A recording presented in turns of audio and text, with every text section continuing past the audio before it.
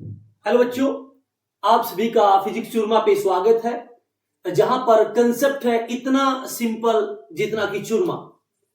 तो आज हम नीट एस्पायरेंट्स के लिए जो अपने पीवाईक्यूज चल रहे थे, आज का जो चैप्टर है वो है रोटेशनल मोशन। रोटेशनल मोशन यानी कि सिस्टम ऑफ पार्टिकल यानी कि रिजिड बॉडी के बारे में हम बात करेंगे। तो आपका बिना समय खराब किए हुए चलते हैं पहले क्वेश्चन पे। बच्चों देखिए पहला क्वेश्चन क्या कहता है, ये रहा पहला क्वेश्चन आपके सामने। बच्चों पहला है, solid cylinder of mass 3 kilogram is rolling on a horizontal surface with velocity this, it collide with a horizontal spring of force constant this maximum compression।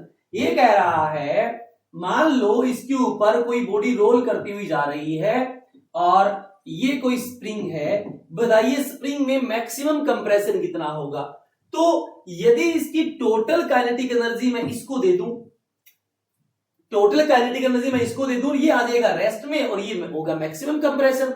तो बच्चों total kinetic energy rolling motion में होती है half M V square into 1 plus K square by R square is equal to half K X square.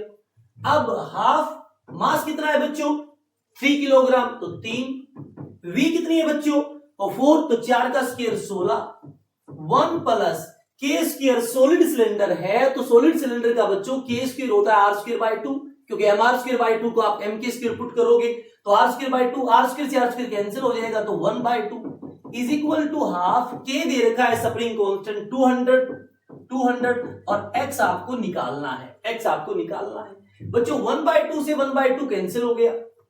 मैं करूंगा 1 plus 1 by 2 तो ये हो जाएगा 3 बाय 2, ये हो जाएगा 3 बाय 2 बच्चों, ये हो जाएगा 3 बाय 2, तो 3 इंटू 16 इंटू 3 बाय 2, ये 200 है तो नीचे आएगा 200 is equal to X square, ऊपर कर देंगे रूट, 3 बाहर आएगा, 4 बाहर आएगा, 2 गुणा 2 2 बार आएगा, 100 का 10 बाहर आएगा। तो ये आपका बच्चों आंसर है 2 से 2, 3 गुणा 2 6 भाग में 10 आपका आंसर आया 0.6।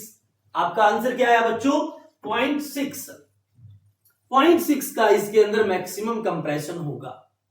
तो आपने समझा होगा कि पहले इसके पास टोटल काइनेटिक एनर्जी है रोटेशनल प्लस ट्रांसलेटरी, तो वो होती है half M V square into 1 plus K square by R square, और ये टोटल की टोटल आप दे दो स्प्रिंग के अंदर एनर्जी स्प्रिंग की होती है half K X square, where के इज द स्प्रिंग कांस्टेंट।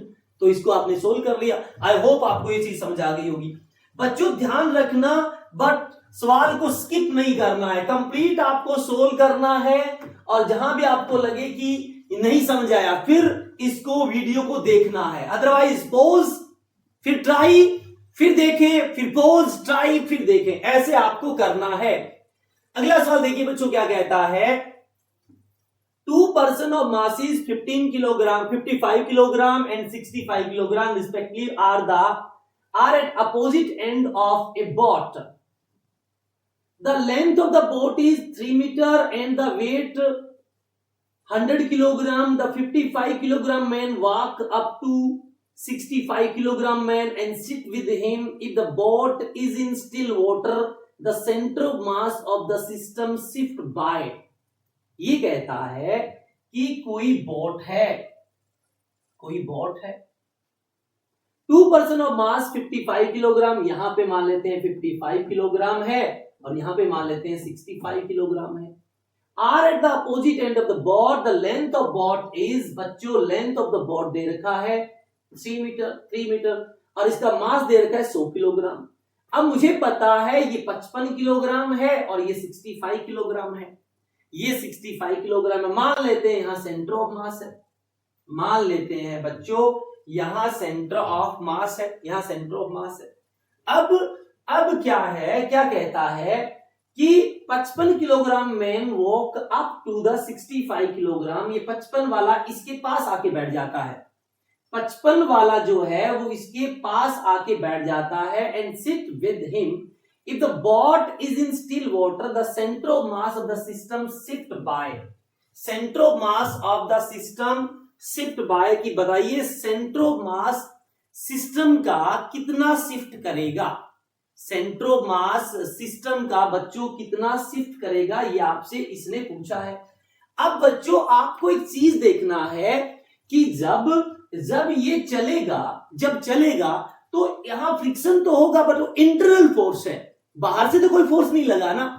और बच्चों जब एक्सटर्नल फोर्स जीरो होता है तो सेंटर ऑफ मास अपना स्टेट और पोजीशन नहीं बदलता, सेंटर ऑफ मास जहां है वहीं रहेगा, उसमें कोई शिफ्ट नहीं आएगा, जीरो। कि जब इस बोट पे वो आदमी चलेगा तो यहां दोनों एक दूसरे पे फ्रिक्शन लगाएंगे, तो नेट फोर्स जीरो। और जब तक नेट एक्सटर्नल फोर्स नहीं होगा बच्चों, बाहर से कोई नेट फोर्स नहीं लगेगा, सेंटर ऑफ मास अपना स्टेट नहीं बदलता, अपनी पोजीशन नहीं बदलता। आई होप आपको ये चीज समझ आ गई होगी। अगला सवाल देखते हैं क्या कहता है। ABC is an equilateral triangle with O as center. F1, F2, F3 represent the forces acting along the side AB, BC and AC. If the total torque about O is zero, then the magnitude of F3 is। बच्चों ये कहता है total torque. तो यदि ये centre है तो बच्चों इस फोर्स से परपेंडिकुलर दूरी आर रहेगी, इस फोर्स से परपेंडिकुलर दूरी आर रहेगी, इस फोर्स से परपेंडिकुलर दूरी आर रहेगी, ये सारी की सारी डिस्टेंस तो आर रहेगी क्योंकि इक्विलेटरल ट्रायंगल का सेंटर है। और बच्चों इस पॉइंट के अबाउट ये जो फोर्स है इसको एंटी क्लॉकवाइज घुमा रहा है और ये जो फोर्स है इसको एंटी क्लॉकवाइज घुमा रहा है, तो इन दोनों का टॉर्क होगा R क्रॉस F1 और प्लस R क्रॉस F2 क्योंकि दोनों सेम डायरेक्शन में घुमा रहे हैं ऐसे एंटी क्लॉकवाइज। बट F3 इसको क्लॉकवाइज घुमा रहा है तो इसका टॉर्क अपोजिट नेचर का होगा, तो माइनस R F3 और टॉर्क है कितना, जीरो। तो R को कॉमन लेकर इस साइड चला जाएगा तो F1 प्लस F2 और ये F3 इस साइड चला जाएगा, ये R कॉमन लूंगा तो जीरो भाग में R जीरो, फिर F3 इस साइड चला गया तो F3 बराबर आया F1 प्लस F2। बच्चों F3 आपसे पूछा है, magnitude of F3 is F1 plus F2। I hope आपको ये चीज समझ आ गई होगी। नेट टॉर्क को जीरो किया है, F1 F2 का सेंस सेम है ऐसे घुमाने का, F3 इसको ऐसे घुमा रहा है तो दो का टॉर्क पॉजिटिव कर दिया, एक का नेगेटिव कर दिया, टोटल जीरो कर दिया, इसको सोल्व कर लिया। आई होप आपको ये चीज समझ आ गई होगी। अगला सवाल आपके सामने ये रहा बच्चों। अगला सवाल देखिए क्या कहता है। When a mass is rotating in a plane about a fixed point, its angular momentum is directed। मान लो बच्चों यहां पर एक m मास घूम रहा है ऐसे एंटी क्लॉकवाइज, तो इसका ये पोजीशन वेक्टर है और ये इसका mv लीनियर मोमेंटम हो गया। बच्चों आप सबको पता होना चाहिए L बराबर होता है R क्रॉस P। तो L की डायरेक्शन पूछी है, एंगुलर मोमेंटम कहां होगा, तो पहले वेक्टर की डायरेक्शन में राइट हैंड की फोर फिंगर, और दूसरा वेक्टर P है, P को इस पाम हथेली वाली साइड से आपको स्लैप करना है। थंब कहां गया, आउटवर्ड, यानी एंगुलर वेक्टर जो है, एंगुलर मोमेंटम जो है वो परपेंडिकुलर टू द प्लेन होगा, एंगुलर है जो perpendicular to the plane of the rotation होगा। आपका आंसर आया थर्ड, R क्रॉस P। बच्चों क्रॉस प्रोडक्ट निकालने का तरीका होता है, पहले वेक्टर की डायरेक्शन में राइट हैंड की फोर फिंगर, राइट हैंड की चारों उंगलियां, पहले वेक्टर R और दूसरे वेक्टर को स्लैप करना है, हथेली वाली साइड से स्लैप करना है। थंब जहां भी जाएगा वो क्रॉस प्रोडक्ट की डायरेक्शन होती है, मतलब L की डायरेक्शन होगी, तो वो परपेंडिकुलर टू द प्लेन आया। आई होप आपको ये चीज समझ आ गई होगी। अगला सवाल देखते हैं बच्चों क्या कहता है। पूरी एनर्जी के साथ, पूरे जोश के साथ ये वीडियो देखना है। और यदि आपने 11th 12th के सारे PYQs अब लास्ट टाइम आप यदि एग्जाम में अपने हाथ से करके बैठोगे तो देखना अलग ही लेवल का कॉन्फिडेंस होगा बच्चों, अलग ही लेवल का कॉन्फिडेंस होगा। आप पेपर देखते ही बता पाओगे कि हाँ हम फोड़ देंगे, हम सारी चीजें करके बैठे हैं। तो ये जो PYQs है, जो एक्सपेक्टेड क्वेश्चंस हैं, ये आपको बहुत हेल्प देने वाले एग्जाम में। तो आप बच्चों ट्राई करते रहे, पॉज करें, फिर ट्राई करें, फिर पॉज करें, ऐसे करते रहिए और वीडियो को कंप्लीट देखिए। अगला सवाल बच्चों क्या कहता है, a small object of uniform density rolls up a curved surface with an initial velocity v, it reaches up to a maximum height of 3। बच्चों जब भी किसी इंक्लाइंड सरफेस पे जब भी किसी इंक्लाइंड सरफेस पे हाइट पूछे आपसे, हाइट पूछे, तो बच्चों h इज इक्वल टू होता है v square by 2z into में बीटा। बीटा क्या होता है sir? v square by 2z beta होता है 1 डिवाइड में 1 plus K square by R square. Beta होता है बच्चों fraction of translatory kinetic energy. Beta होता है बच्चों fraction of translatory kinetic energy. तो जब हम कंसेप्ट पढ़ते हैं तो ये फॉर्मूला आता है, हाइट निकालने का फॉर्मूला होता है v square by 2z into beta. अब बच्चों बीटा की जगह चेक करो ये वेलोसिटी दे क्या रहा है, जो h है वो दे क्या रहा है, वो 3/4 v square by 2z, 3 v square by 2z ये दे रहा है वो, और होना कितना चाहिए v square by 2z into में ये beta. v square bye z से v square bye z cancel हो गया, v स्क्वायर बाय z से v square bye z cancel हो गया, 2 से गया ये 2 पे, तो यहां बीटा आया 3/2। बीटा आया 3/2। बीटा का मतलब fraction of translatory kinetic energy, और ये 3/2 होता है बच्चों डिस्क का या फिर सॉलिड सिलेंडर का। डिस्क या फिर सॉलिड सिलेंडर का, तो डिस्क आपका आंसर हुआ।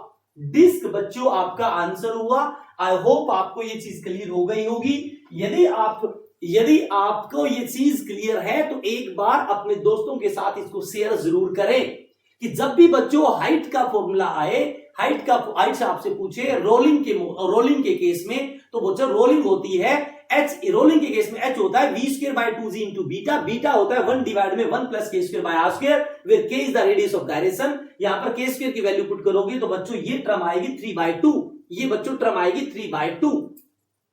ये बच्चों 3/2 आया। इसको कंपेयर करने के बाद, और 3/2 होता है बच्चों किसके लिए? सॉलिड सिलेंडर या डिस्क के लिए। आई होप आपको ये चीज क्लियर हो गई होगी। अगला सवाल ये रहा आपके सामने। अगला सवाल बच्चों ये रहा आपके सामने। Rod PQ, P is hinged at P, यानी कि ये हिंज्ड पॉइंट है, लेंथ L है। अब कह रहा है व्हेन स्ट्रिंग इज कट, इसको एकदम से आपने काट दिया। काट देंगे तो बच्चों इसका वेट नीचे की तरफ जाएगा mg, और ये L/2 पर लगेगा। तो जो परपेंडिकुलर डिस्टेंस पे कोई फोर्स लगता है तो वो टॉर्क देगा। तो बच्चों टॉर्क आया mg इंटू L/2, और mg होता है I अल्फा, और ये एंड के अबाउट घूम रहा है। रोड का एंड के अबाउट होता है ml square by 3 moment of inertia into में बच्चों अल्फा। अल्फा आपसे पूछा है तो m से m काट दो, एकल से एकल काट दो, ये आया 3/2 z, और एकल नीचे आएगा is equal to alpha. Alpha आया 3g/12, अल्फा आया बच्चों 3g/12। ये आपका राइट आंसर है। ये आपका राइट आंसर है बच्चों। इसका जो वेट है mg है वो L/2 के परपेंडिकुलर डिस्टेंस पे लग रहा है पाइटेड पॉइंट से, तो टॉर्क होगा फोर्स इनटू परपेंडिकुलर डिस्टेंस, मतलब mg into L/2, mg into L/2। और टॉर्क होता है I अल्फा, और I होता है एंड के अबाउट, जिसके अबाउट ये घूम रहा है पाइटेड पॉइंट, तो एंड के अबाउट ml स्क्वायर बाय 3 है। इसको सोल्व कर लीजिए, आपका आंसर आ जाएगा। अगला सवाल देखिए बच्चों क्या कहता है। अगला सवाल देखिए बच्चों क्या कहता है। A solid cylinder of mass 50 kilogram radius this free to rotate about the horizontal axis, a massless string is wound around the cylinder। मान लेते हैं बच्चों ये है वो सिलेंडर, ये है वो सिलेंडर, और जिसका फ्रंट व्यू देखोगे तो सामने से तो फ्रंट व्यू सिर्फ ऐसा दिखेगा, ऐसा दिखेगा, और इसके ऊपर से एक रस्सी आपने लपेट रखी है। तो कह रहा है tension the string required to produce, बताइए इसमें कितना टेंशन होगा जिसके लिए अल्फा आ जाए ये 2 रिवोल्यूशन पर सेकंड स्क्वायर। तो अल्फा 2 रिवोल्यूशन का मतलब है 2 पाई, और तो ये आया 4 पाई रेडियन पर सेकंड स्क्वायर का अल्फा होना चाहिए। तो भाई बच्चों इसमें टॉर्क इसने पूछा है, तो टॉर्क इसमें टेंशन T है और ये रेडियस के परपेंडिकुलर लग रहा है, तो T इंटू R ये हो गया टॉर्क। और टॉर्क होता है I अल्फा, टॉर्क होता है I अल्फा। तो T पूछा है तो I डिवाइड में R इंटू में बच्चों अल्फा। अब I क्या होता है? ये सॉलिड सिलेंडर है, सॉलिड सिलेंडर का होता है mr स्क्वायर बाय 2, इसकी सेंट्रल एक्सिस के बाद नीचे R, और गुणा में बच्चों अल्फा। एक R से एक R काट दो। मास कितना है? 50 है। R कितना है? 1/2 है, नीचे आएगा 2, और गुणा में अल्फा कितना है? अल्फा है बच्चों 4 पाई, अल्फा है बच्चों 4 पाई, तो 4 से 4 कट गया, तो 50 गुना में पाई करेंगे, 50 गुना में पाई करेंगे बच्चों, ये आएगा 157 न्यूटन। 50 गुना में पाई करेंगे, ये आएगा 157 न्यूटन। आई होप आपको ये चीज समझ आ गई होगी बच्चों। टॉर्क होता है अल्फा और टॉर्क होता है फोर्स इनटू परपेंडिकुलर डिस्टेंस। तो फोर्स लग रहा है टी, परपेंडिकुलर डिस्टेंस आर है, तो T into R is equal to I alpha. बस कुछ नहीं किया, इसको सोल्व कर लिया, आपका आंसर आ गया। अगला सवाल देखिए बच्चों क्या है, the ratio of acceleration for a solid sphere mass m radius r rolling down an inclined angle theta without slipping and slipping down the incline without rolling। तो बच्चों विदाउट स्लीपिंग का मतलब है रोलिंग के साथ, तो यहां पे होता है acceleration g sin theta into में बीटा, और दूसरा है स्लीपिंग डाउन विदाउट रोलिंग, यहां होता है g sin थीटा। तो ये कैंसिल हो गया, बीटा आया। बीटा मैंने आपको बता दिया डिवाइड में 1 plus K square by R square. और ये सॉलिड स्फीयर है, तो सॉलिड स्फीयर का मोमेंट ऑफ इनर्शिया होता है 2/5 एम आर स्क्वायर, और मोमेंट ऑफ इनर्शिया होता है 2/5 एम आर स्क्वायर। और इसको मैं लिख सकता हूं एम के स्क्वायर, एम से एम कट गया, तो के स्क्वायर की वैल्यू आई 2/5 आर स्क्वायर, और नीचे आर स्क्वायर ये कट गया, तो 1 + 2/5 7/5, पलटूंगा तो ये आएगा 5/7। इसका मतलब रेशियो आ गया 5:7। इसका मतलब बच्चों रेशियो आ गया 5:7। आई होप आपको ये चीज समझ आ गई होगी। अगला सवाल देखते हैं क्या कहता है। ये अगला सवाल आपके सामने, अगला सवाल बच्चों ये रहा आपके सामने। A rod weight W is supported by, ये रोड है, वेट W है, ये एज है, ये एज है, ए एंड बी बच्चों is in equilibrium in horizontal position, the knives are at distance d from each other, यानी कि इनके बीच में जो गैप है बच्चों वो है d है each other. The centre of mass of the rod is at a distance x from a, इससे सेंटर ऑफ मास x दूरी पर है, मतलब ये सेंटर ऑफ मास है जहां पर वेट w लग रहा है, तो ये गैप हो जाएगा बच्चों d माइनस x। अब ये the normal reaction on A is, A का नॉर्मल रिएक्शन बच्चों पूछा है, ए का नॉर्मल रिएक्शन बच्चों पूछा है, तो मुझे साफ साफ दिख रहा है यदि ये इक्विलिब्रियम में है तो टॉर्क 0 होगा, और ए का नॉर्मल रिएक्शन पूछा है तो बी का नॉर्मल ऊपर जाएगा और ए का भी नॉर्मल ऊपर जाएगा। तो ध्यान से देखिए बच्चों, यदि मैं बी के अबाउट टॉर्क 0 करूं, बी के अबाउट में टॉर्क 0 करूं, तो बी का तो टॉर्क वैसे 0 क्योंकि इसके अंदर से पास हो रहा है, और W इसको घुमाएगा ऐसे ऐसे एंटी क्लॉकवाइज, तो W का टॉर्क हुआ W into D minus x, और Na घुमाएगा बच्चों इसको क्लॉकवाइज, इसका मतलब इनका जो टॉर्क है वो इक्वल एंड अपोजिट होना चाहिए, Na इस B से D दूरी पर है, तो मुझे तो Na चाहिए, तो Na आ गया W d minus x divide में बच्चों D, आपका आंसर है नॉर्मल अबाउट A आ गया W d minus x divide में D, यानी कि first is the right answer. बच्चों एक बार पॉज करें, ट्राई करें, do your best, give your best, और फाइनली आपको जीतना है, आपको हार नहीं माननी। मैं कहता हूं you can believe in yourself. किसी डॉक्टर बनने के लिए आईक्यू इंटेलिजेंसी की जरूरत नहीं होती, कंसिस्टेंसी, रिपीट। मैं कहता हूं RRR, आप हर चीज को रिपीट करिए, एग्जाम तक इन PYQs को रिपीट कीजिए। आपने जो भी जिस मास्टर से भी आपने पढ़ा है उनके नोट्स को रिपीट कीजिए। अब जो जर्नी बची है, अब ये जो 30 दिन बचे हैं, इस 30 दिन के अंदर इतना लड़िए, इतना करिए, रिपीट करिए कि आपको लगे कि फिजिक्स तो हम एग्जाम में उड़ा देंगे। अगला सवाल बच्चों ये रहा। A mass m move in a circle on a smooth horizontal plane with velocity v naught at a radius r naught. The mass is attached to a string which passes through a smooth hole in a plane as shown in figure. मतलब बच्चों sorry, ये table है, इसके अंदर एक whole कर रखा है जिसमें से रस्सी जा रखी है और एक मास बंद रखा है।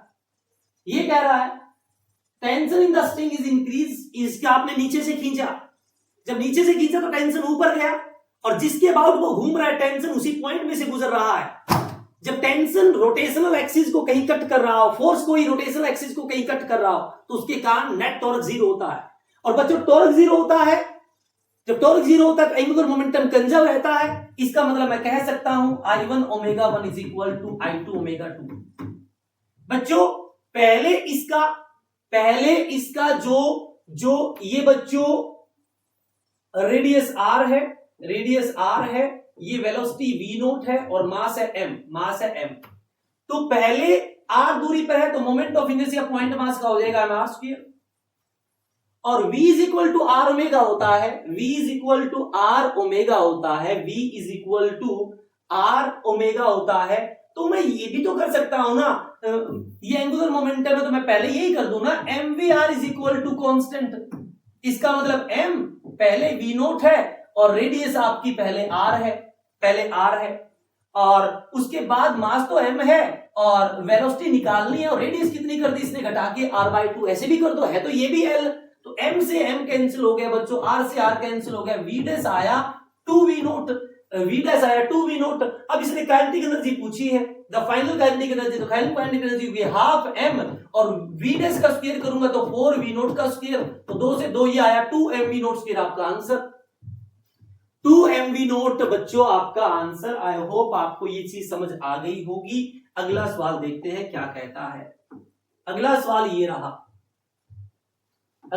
बच्चों ये रहा, 3 आइडेंटिकल स्फेरिकल सेल है, सेल का सेंट्रल एक्सिस के अबाउट मोमेंट ऑफ इनर्शिया होता है 2/3 mr स्क्वायर। तो बच्चों ये तो इसके सेंटर से गुजर रहा है तो 2/3 mr स्क्वायर, और ये इसके सरफेस से टेंजेंट के अबाउट इसका होता है 2/3 mr स्क्वायर, प्लस में mr स्क्वायर ऐड करूंगा पैरेलल थ्योरम के अकॉर्डिंग, तो ये आ जाएगा 5/3 mr स्क्वायर। यहां भी पैरेलल थ्योरम के अकॉर्डिंग करूंगा तो इसका भी कितना आ जाएगा 5/3 mr स्क्वायर। ये स्केलर है तो ऐड कर दें, 5 5 10 2 12/3 करूंगा तो बच्चों आया 4 mr स्क्वायर, 12/3 करूंगा बच्चों आया 4 mr स्क्वायर। आई होप आपको चीज समझ आ गई होगी। इसका इसके सेंटर के अबाउट, इसका टेंजेंट के अबाउट, इसका टेंजेंट के अबाउट, तीनों को ऐड कर दो, आपका आंसर, कोई दिक्कत नहीं है। इस तरह के सवाल आपके नीट में पूछे जाते हैं बच्चों, ऐसे सवाल आप कर लोगे तो आपको कोई दिक्कत आने वाली नहीं है। अगला सवाल देखते हैं क्या कहता है। अगला सवाल बच्चों ये रहा आपके सामने, 2 spherical bodies of mass m and 5m, इसका मास बच्चों m है और रेडियस r है, इसका मास बच्चों 5m है और रेडियस है 2r, और ये कह रहा है उनके सेंटर के बीच में डिस्टेंस 12r है, तो r और r 2r तो 3r तो हो गई, तो ये जो सरफेस टू सरफेस है ये हो गया बच्चों 9r। अब कह रहा है यदि एक दूसरे को अट्रैक्ट करे बाय ग्रेविटेशनल फोर्स, यानी कि एक्सटर्नल फोर्स 0 है, म्यूचुअल इंट्रैक्शन है, एक्सटर्नल फोर्स बच्चों 0 है, तो सेंट्रोमास मान लो यहां सेंट्रोमास है बच्चों, और मान लो ये चला x, तो ये क्या चलेगा 9 - x चला, और आपको पता है सेंट्रोमास का बराबर होता है शिफ्ट इन सेंट्रोमास बराबर होता है m1 dr1 plus m2 dr2 और डिवाइड में m1 प्लस m2 ऐसे होता है। तो आपको पता है म्यूचुअल इंटरेक्शन है तो सेंट्रोमास में तो शिफ्ट होगा ही नहीं, तो बच्चों मैं लिख सकता हूं m1 m है और ये कितना चला x is equal to m आपका 5m है और ये कितना चलेगा 9 - x। इसको मैंने सोल्व कर लिया, इसको सोल्व करूंगा तो ये आया m से m कैंसिल, तो बच्चों x बराबर आया 45 - 5x, तो 5x इस साइड आएगा 6x इज इक्वल टू 45, तो x बराबर आया 7.5, यानी कि जो लाइटर ब्लॉक है वो चला 7.5r, लाइटर ब्लॉक चला 7.5r, तो लाइटर ब्लॉक क्या पूछा है the distance covered by the smaller body, यानी कि हल्की बॉडी 7.5r आपका आंसर। हैवी बॉडी पूछा होता तो 7.5 घटा देते, 9 के अंदर में से 9 में से घटाऊंगा तो वो आता 1.5r। आई होप आपको ये चीज समझ आ गई होगी। अगला सवाल बच्चों देखते हैं क्या कहता है। अगला सवाल ये रहा, an automobile move on a rod with speed this. The radius of its wheel is 0.45 meter and the moment of inertia of the wheel about its axis is 3. If the wheel is brought to rest in 15 second, the magnitude of average torque, बच्चों tau is equal to होता है I alpha. तो I तो देर I क्या होगा, a wheel है, इसका मतलब डिस्क है, और डिस्क का I होता है mr स्क्वायर बाय 2 इंटू में मुझे यहां पर अल्फा लिखना है. अब बच्चों move in road with A speed of 54 kilometre per hour. तो 54 किलोमीटर आवर का मतलब 3600, 2 से 2, 18 से 3, 18 से 2, ये गया 15 पे, यानी कि पहले स्पीड है इसकी 15 मीटर पर सेकंड. 15 मीटर पर सेकंड इसकी स्पीड है. तो 15 मीटर पर सेकंड स्पीड है. तो बच्चों v square minus u square is equal to होता है, या v इज इक्वल टू होता है u plus 80. v is equal to होता है u प्लस 80. और ये कह रहा है रेस्ट में आ गई, पहले 15 है, a कितने टाइम के बाद आया, तो a बराबर आ गया 1. और a बराबर होता है बच्चों r अल्फा. तो अल्फा बराबर आ गया a बाय r. a 1 है और r है बच्चों, रेडियस है 0.45. तो ये आ गया 100/45. अल्फा आ गया 100/45. तो अल्फा आ गया 100/45. मास है बच्चों, मास है 3. रेडियस दे रखी है 0.45 गुना 0.45 डिवाइड में 2 और गुना में 100/45 का मतलब है 0.45. 0.45 से 0.45 कैंसिल हो गया. पॉइंट नीचे आएगा तो बच्चों 100 आएगा, नीचे आएगा तो 100 आएगा. तो ये मल्टीप्लाई मैं करूं तो 3 5 15 और 3 चौके 12 और 13 डिवाइड में 200. पहले मैं 2 से भाग दूं इसको. तो बच्चों यदि मैं इसको 2 से भाग देता हूं तो ये जाएगा 2 7 2 6 12, 2 6 12 और फिर जा रहा है 2 8 16. ऐसा कोई ऑप्शन में तो है नहीं. एक बार दोबारा देखते हैं क्या कहता है ये क्वेश्चन. एक बार बच्चों दोबारा देखते हैं क्या कहता है ये क्वेश्चन.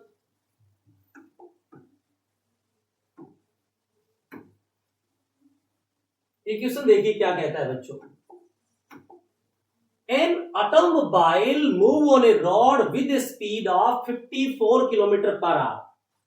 यानी कि स्पीड बराबर है 54 किलोमीटर पर आवर का मतलब 3600. ये 18, 3, 18 से 2, ये आया 15. तो v बराबर होता है r ओमेगा. v बराबर होता है बच्चों v is equal to R omega. v is equal to होता है आर ओमेगा. तो ओमेगा बराबर आया v बाय आर. v है आपका 15 और डिवाइड में r है आपका 45. ऊपर जाएगा 100. तो 15 से 3 आपकी ओमेगा आ गई 100/3. और मुझे पता है ओमेगा इज इक्वल टू होता है omega naught plus alpha T.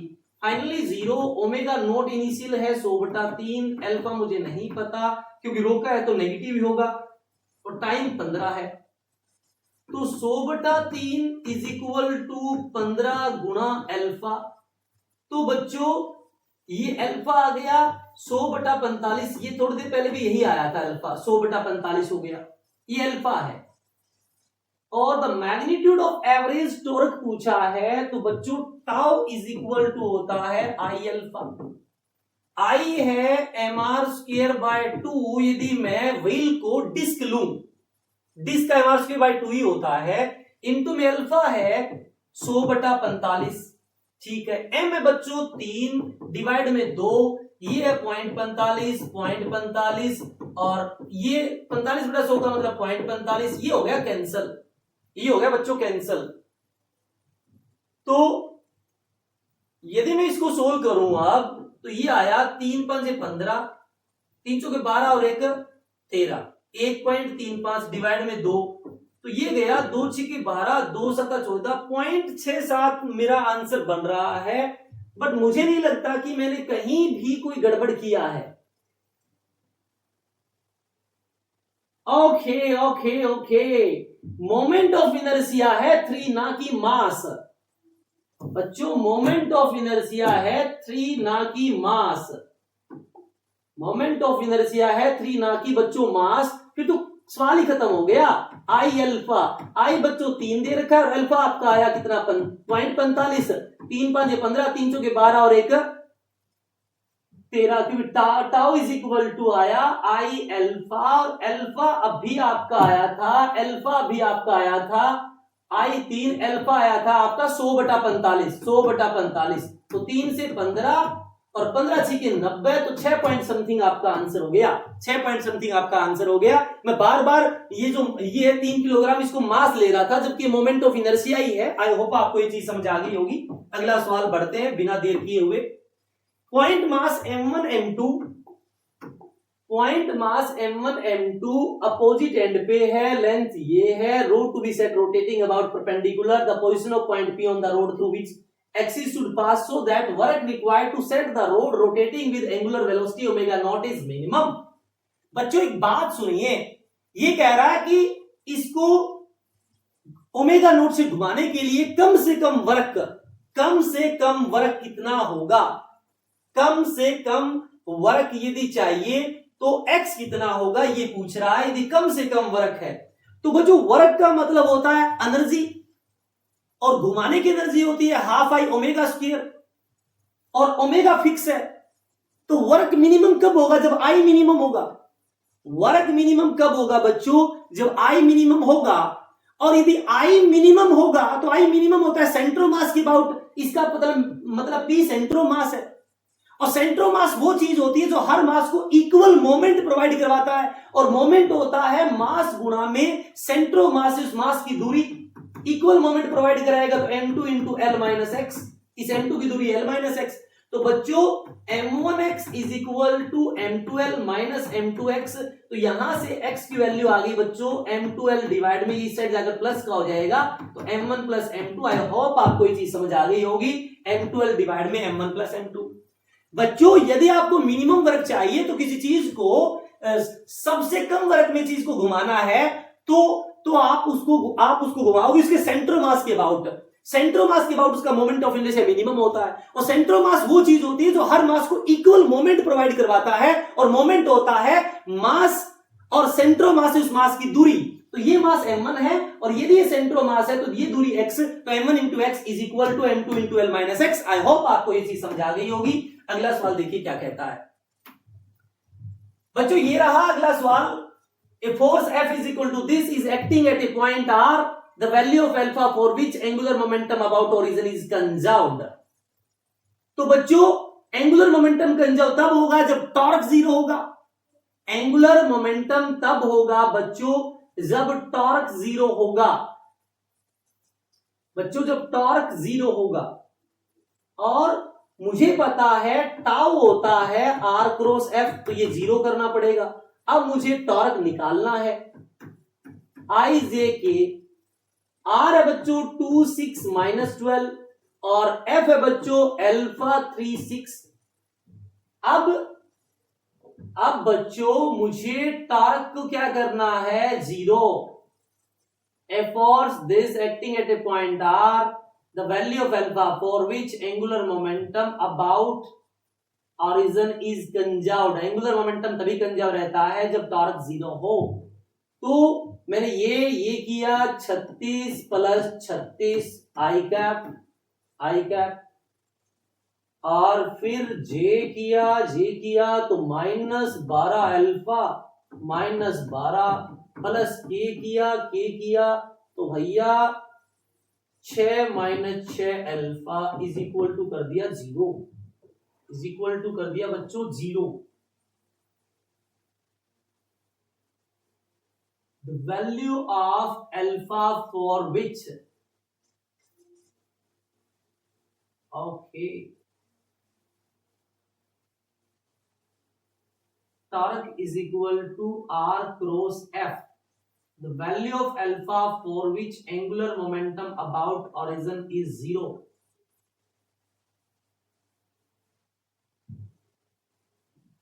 बच्चों यदि मैं यहां पर देखूं, टॉर्क 0 तब होगा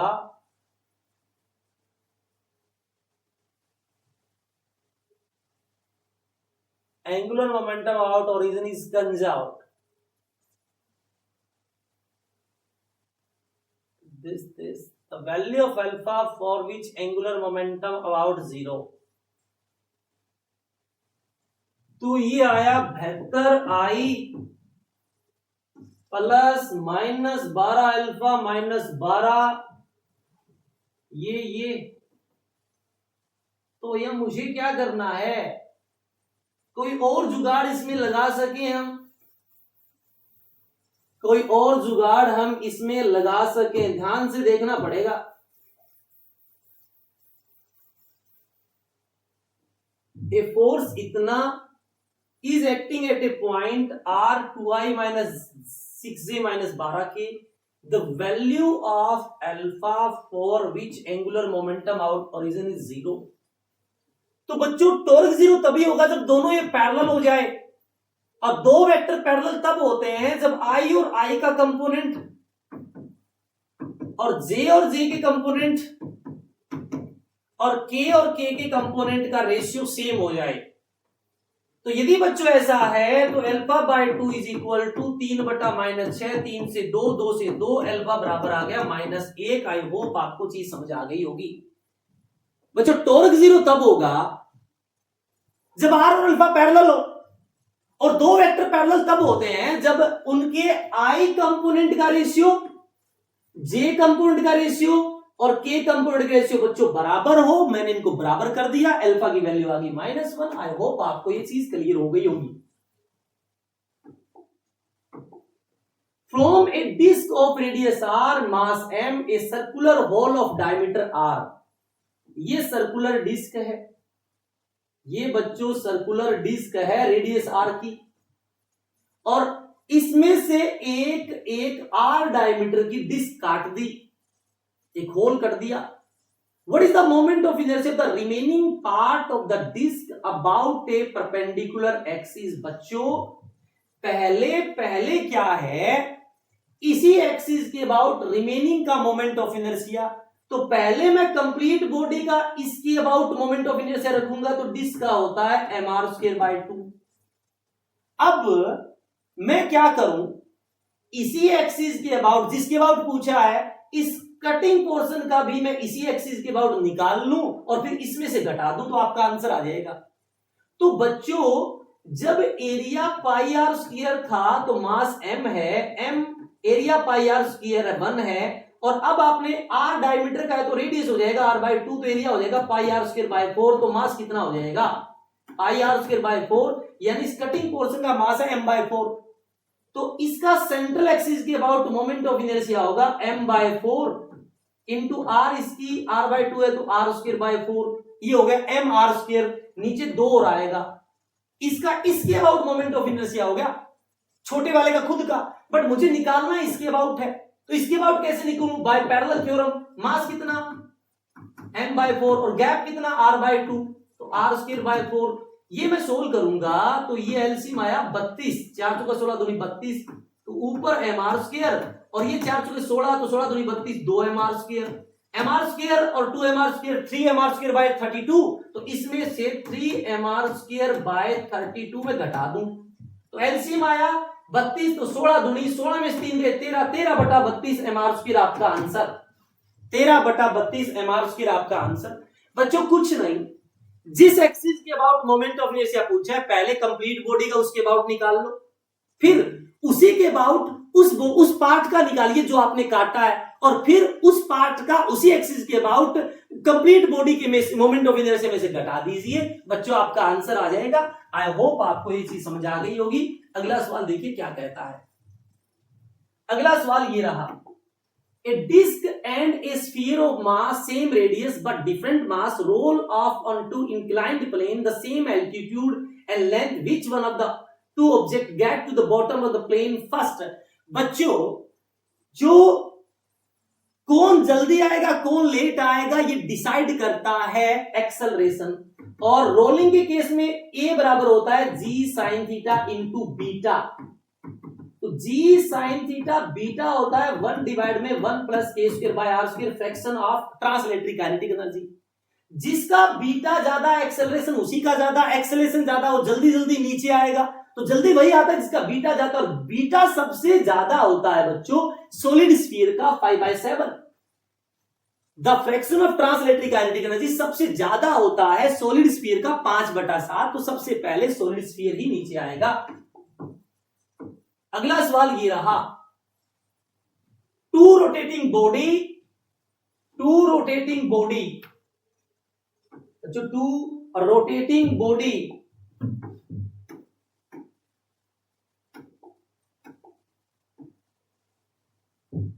A and B of mass m and 2m with moment of inertia IA and IB is greater than IA have equal kinetic energy। तो रोटेटिंग में काइनेटिक एनर्जी होती है half I omega square have equal kinetic energy of the rotation. तो बच्चों half I omega square है तो मैं इसको आई से मल्टीप्लाई कर दूं, आई से डिवाइड कर दूं, तो फॉर्मूला बन गया L square by 2i।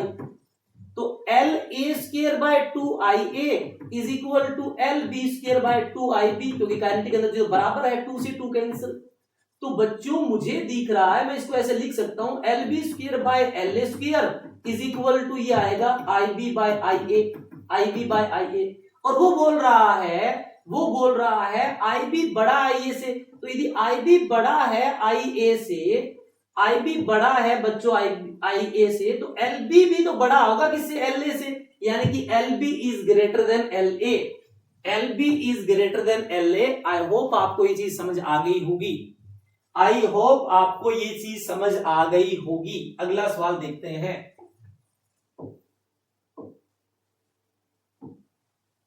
A solid sphere of mass m, radius r is rotating about its diameter. A solid cylinder of same mass, same radius, also rotating about its geometrical axis with an angular speed twice that of sphere. The ratio of their kinetic energy। तो भाई rotate कर रहा है तो kinetic energy होती है half I omega square. तो sphere का हाफ आई हो जाएगा 2/5 M R square into omega square. A solid cylinder of same mass, same radius is also rotating about geometrical axis with angular speed twice that of sphere। तो इसका half I होता है solid cylinder का M R square by 2 into में वो घूम रहा है डबल से, तो 2 ओमेगा स्क्वायर करूंगा तो 4 ओमेगा स्क्वायर। इनका रेशियो पूछा है, ओमेगा स्क्वायर से ओमेगा स्क्वायर, 1/2 से 1/2, एम आर स्क्वायर से एम आर स्क्वायर। ये 2 से 2 चला जाएगा तो ये आया 2/5 और नीचे बचा ये 2 से 2 कट गया, 1:5 आपका आंसर आ गया। 1:5 आंसर आ गया। बॉडी रोटेट कर रही है तो फॉर्मूला होता है हाफ आई ओमेगा स्क्वायर, और कुछ भी नहीं है बच्चों, आप कर सकते हो आसानी से। अगला सवाल, a light rod of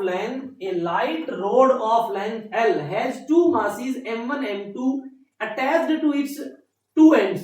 The moment of inertia of the system about an axis perpendicular to the rod and passing through। बच्चों सेंटर ऑफ मास के अबाउट मोमेंट ऑफ इनर्शिया होता है m1 m2 डिवाइड में m1 प्लस m2 इंटू में दोनों मास के gap का square. तो m1 m2 डिवाइड में m1 प्लस m2 दोनों मास के गैप का स्क्वायर l है, तो l स्क्वायर आ जाएगा आपका answer. First is the right answer. m1 m2 divide में m1 प्लस m2 इंटू में दोनों मास के बीच का गैप का स्क्वायर। ये सेंटर ऑफ मास से पास होने वाली एक्सिस 2 पॉइंट मास सिस्टम के लिए होता है मास का मल्टीप्लाई डिवाइड में मास का सम इंटू में दोनों मास के गैप का स्क्वायर। आई होप आपको ये चीज समझ आ गई होगी। अगला सवाल ये रहा, A rope is wound around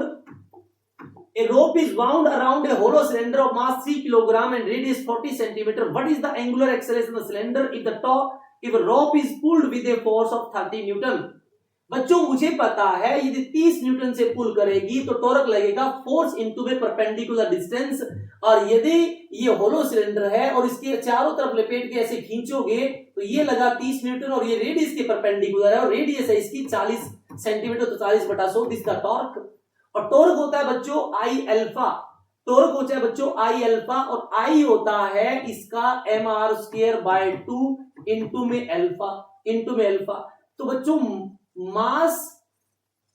मास दे रखा है इसका 3 किलोग्राम, तो 30 गुना 40/100 इज इक्वल टू 3 डिवाइड में 2, r², r है 40/100 का स्क्वायर और गुना में बच्चों अल्फा, तो 40/100 से 40/100 कैंसल, 3 से बच्चों 10 पे, तो 0 से 0 और 2 से बच्चों 2 पे, 2 से गया 5 पे, 5 गुना 10 50, ये है 50 आंसर आ रहा है, कहीं गड़बड़ तो नहीं कर दी, 50 आंसर आ रहा है, ऑप्शन में वहां कोई 50 है नहीं।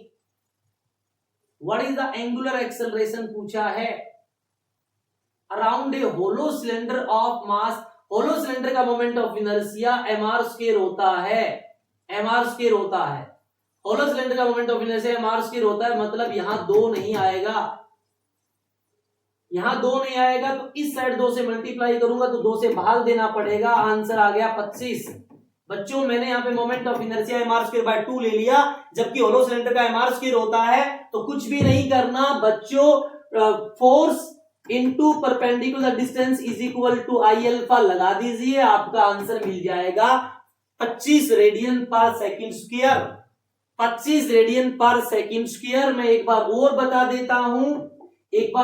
देता हूं, देखिए यदि आप 30 न्यूटन से खींच रहे हो तो 30 परपेंडिकुलर डिस्टेंस रेडियस हो जाएगी, is equal to hollow cylinder का मोमेंट ऑफ इनर्शिया होता है mr² इनटू में अल्फा, एक आर से एक आर काट दो, तो 30 डिवाइड में मास 3, रेडियस है बच्चों 40 सेंटीमीटर, तो 40/100 इज इक्वल टू अल्फा, 3 से गया 10 0 और 4 से गया 25, आपका आंसर आ गया 25 रेडियन पर सेकंड स्क्वायर। आई होप ये क्लियर हुआ होगा।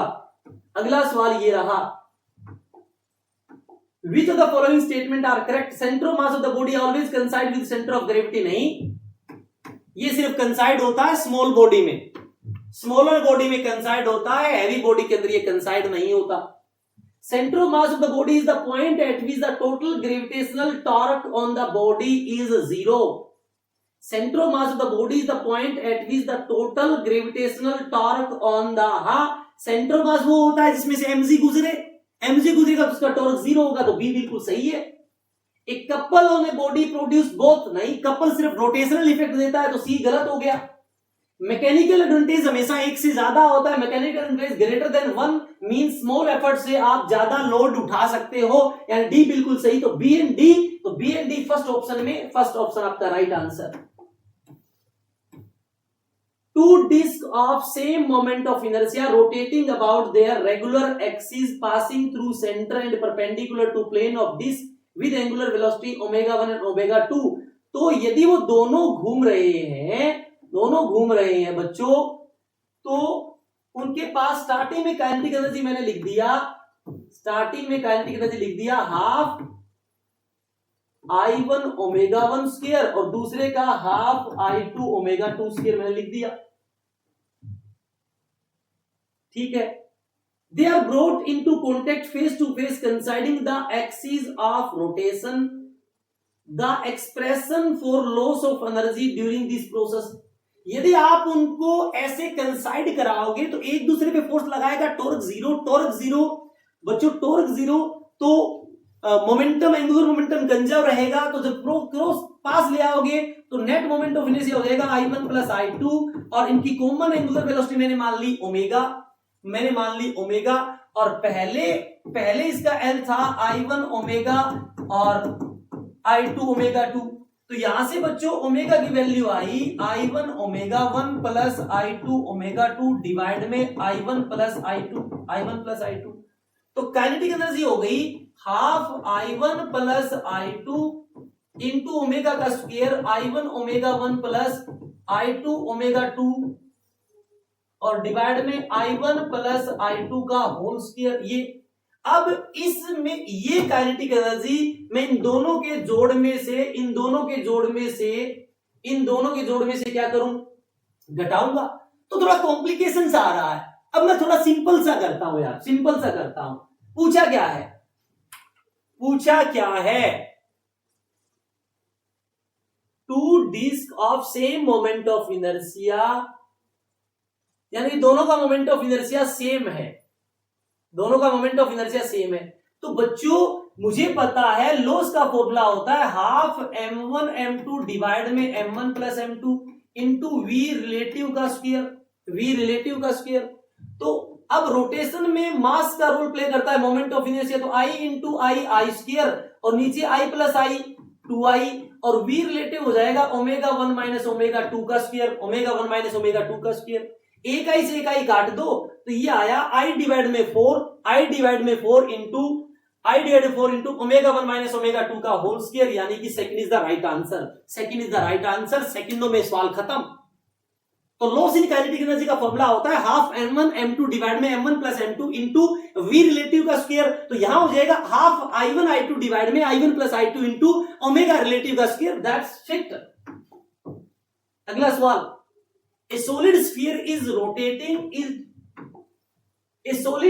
rotating freely about its symmetric axis in free space. The radius of sphere is increased, keeping its mass same. Which of the following physical quantity would remain constant for the sphere? याद रखना, मास बढ़ाने से torque तो आएगा नहीं, torque नहीं आएगा तो बच्चों एंगुलर मोमेंटम तो सेम रहने वाला है। बस सवाल खत्म आपका। अरे मास बढ़ाने से टॉर्क थोड़ी बढ़ जाएगा, टॉर्क नहीं बढ़ेगा तो मोमेंटम, एंगुलर मोमेंटम तो सेम रहेगा। बाकी चीजें तो भैया मास पे डिपेंड करेगी। The radius sphere increase, radius करोगे तो एंगुलर वेलोसिटी चेंज हो जाएगा। v is equal to omega, R omega होता है, तो आर बढ़ेगा तो ओमेगा तो चेंज होगा। मोमेंट ऑफ इनर्शिया भी चेंज होगा, ये तो आर पे डिपेंड करता है। Rotational kinetic energy half I omega square होता है, आई चेंज होगा तो वो भी चेंज होगा। बात खत्म। लास्ट सवाल आज के सेशन का बच्चों, लास्ट सवाल ये रहा। ए solid sphere is in rolling motion, a body possesses translational kinetic energy kt as well as rotational kinetic energy kr simultaneously. The ratio of kt is to kt plus kr for the sphere is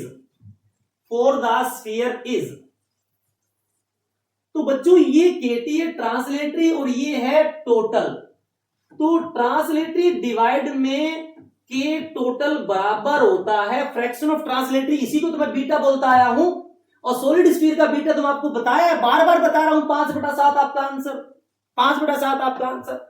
I hope बच्चों ये session आपने बिल्कुल अच्छे तरह से सीखा होगा। यदि फिर भी कोई डाउट रह जाता है तो आप कमेंट कीजिए, मैं जरूर रिप्लाई करूंगा। मैं चाहता हूं कि यार आप हर बच्चा जो नीट का सपना लिए बैठा है वो आगे बढ़े और अपने सपनों को जिए।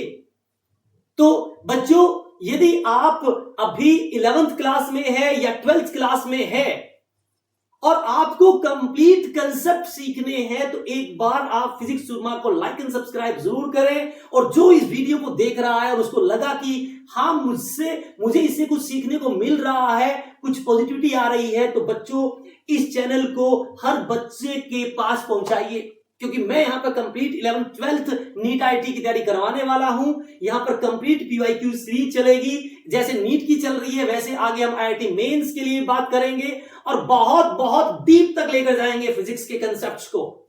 तो बच्चों यदि आपको चीज समझ आई, आपको लगा कि हाँ फिजिक्स चूरमा पे है कंसेप्ट इतने सिंपल जितना कि चूरमा, तो एक बार लाइक एंड सब्सक्राइब जरूर करें। तब तक के लिए पढ़ते रहें। हम फिर मिलेंगे अगले लेक्चर के अंदर, जहां पर हम बातें करेंगे ग्रेविटेशन की पीवाईक्यूज की। ओके बच्चों।